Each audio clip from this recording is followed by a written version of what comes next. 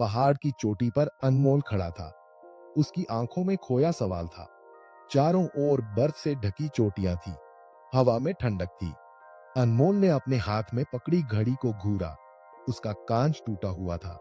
जैसे जैसे सूरज की पहली किरणें बर्फ पर पड़ रही थी, एक नई उम्मीद की झलक दिखी। उसके चेहरे पर थकान के निशान थे, पर आंखों में जिद्दी चमक थी। उसे याद आया वो दिन जब सब कुछ उसके हाथ से छूट गया था। स्कूल में खेलते समय वो गिर गया था। उसका आत्मविश्वास भी चोटिल हो गया था। सहपाठियों की हंसी उसकी यादों में गूंज रही थी, जैसे किसी पुराने गीत की धुन। अनमोल का दिल भारी था, पर अंदर कुछ बदलने की चाहत भी थी। चोटियों के साये में उसने खुद का आकलन किया, जैसे बर्फ के नीचे छुपा खजाना।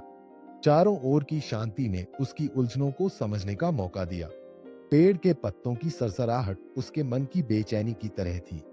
उसने अपनी घड़ी को देखा और एक नई शुरुआत का फैसला किया।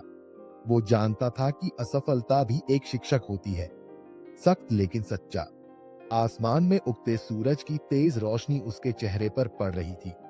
एक नया दिन, एक नई दिशा, एक नया सपना, सब कुछ सामने था। जंगल के रास्ते पर चलते हुए उसने पुराने दर्द को पीछे छोड़ दिया।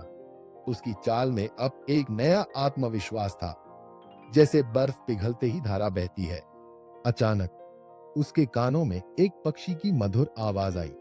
उसने महसूस किया, जीवन भी एक संगीत के जैसा है, कभी तेज, कभी मधुर। हर पेड़, हर पत्थर ने उसे एक नई कहानी सुनाई, जैसे एक पुरानी किताब।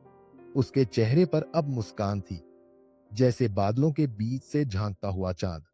घड़ी अब भी टूटी हुई थी, पर वो जानता था कि वक्त ही सबसे बड़ा शिक्षक है। सूरज की धूप में उसकी परछाई भी मुस्कुरा रही थी, जैसे उसे उसके साथ चलने का भरोसा हो।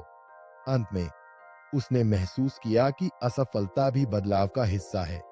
हर गिरावट उसे और मजबूत बना रही थी, जैसे एक पत्थर से तराश कर मूर्ति बनाई जाती है। उसने गौर किया, जीवन में हर असफलता एक कदम आगे बढ़ने का मौका देती है। और इस सोच के साथ अनमोल ने अपनी जिंदगी के नए पन्ने लिखने की शुरुआत की।